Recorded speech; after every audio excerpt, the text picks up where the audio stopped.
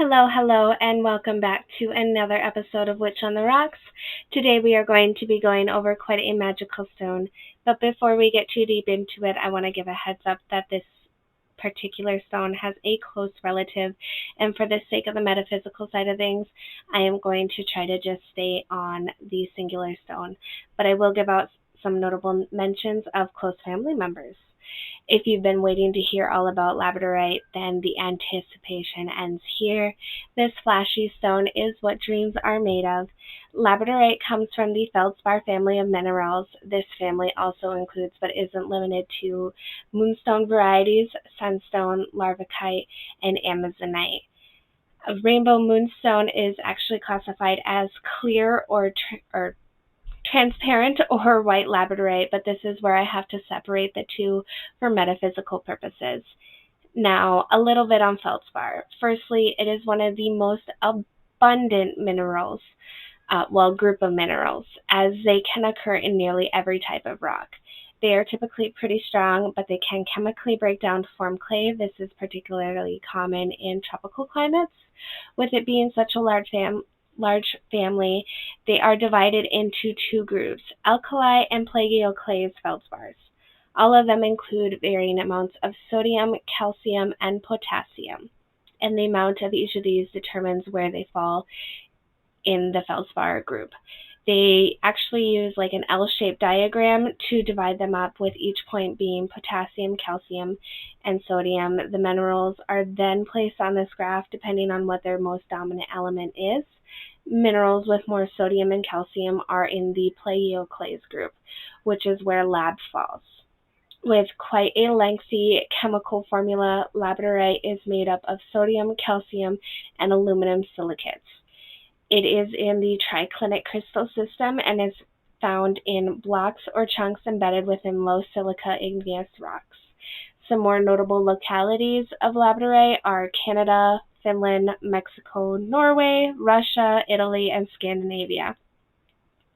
In terms of hardness, lab is placed at a 6 to a 6.5 on the Mohs hardness scale, and lab is very unique in its way of labradorescence or schiller. The play of its color is due to internal fractures that reflect light and disperse it, revealing quite a beautiful display of color. Lab can be seen in blues, greens, pinks, purples, golds. One of my favorite things about lab is that looking at it directly, there can be little to no flash, but turning it ever so slightly one direction can change the entire look of the piece. You may see blues and golds looking at it from one angle and then turn it around and see pinks and purples.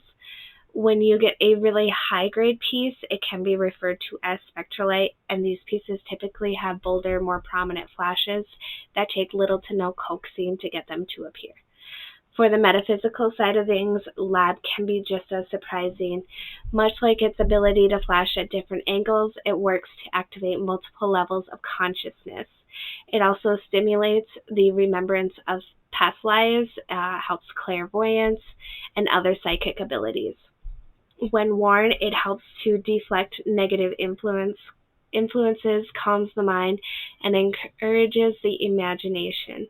Physically, it is believed to regulate the metabolism, lower blood pressure, and help with eye and brain disorders, including stress relief.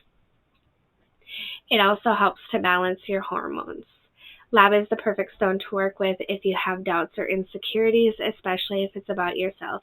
It'll help keep the negativity of others away while also encouraging your mind to remain calm and focused. Now, you remember how earlier I said lab is what dreams are made of? Well, I hope you don't get nightmares easily. Lab was first discovered in Newfoundland, Labrador, Canada. There was a particular legend from this area that really stood out to me that I'd like to share. This would be the legend of the Hag. Now, when I first started looking into this, I had no idea how deep and widely viewed this legend was. It is a little bit legend and a lot of history, with an amazingly diverse background that extends all over the world. But I am diving too deep too quickly, so back to the beginning. The legend of the Hag, as seen in Labrador, is closely linked with sleep paralysis. Many people would experience this sleep paralysis, but a large percentage of people were all describing the same sort of phenomena of seeing an old woman in some area of their room or even on top of them as they slept. This woman is believed to be the Hag, and being as she was seen in so many cases and so closely described by numerous people in the same image, she became quite the fearful experience. People would often refer to having seen her as being hagged.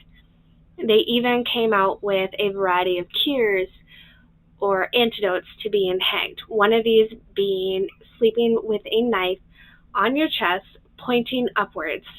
For in the case that she would try to climb on top of you, this would stop her and get rid of her.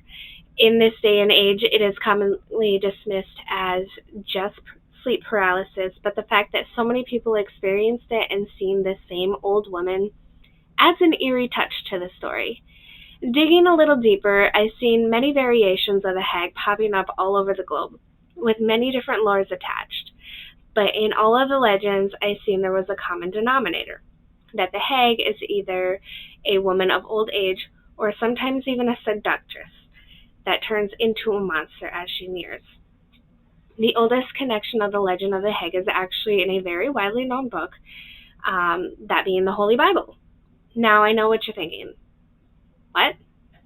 The farthest I've taken this legend back actually even predates the Bible, but we're going to stop at the Bible part.